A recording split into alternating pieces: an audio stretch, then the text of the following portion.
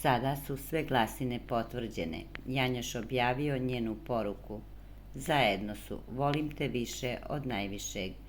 Poznati košarkaš ponosan. Izgleda da se za neke ljude isplati da budu neuredni, posebno kada je reč o čistoći automobila. Barem je tako bilo u slučaju Marka Janjuševića i Janjoša, koji je podelio snimak iznenađenja koje je doživeo. Naime, neko je na prašnjavom automobilu napisao prelepu poruku i tako ulepšao dan bivšem košarkašu. Volim te više od najviše, napisala je nepoznata devojka i oduševila Janjoša.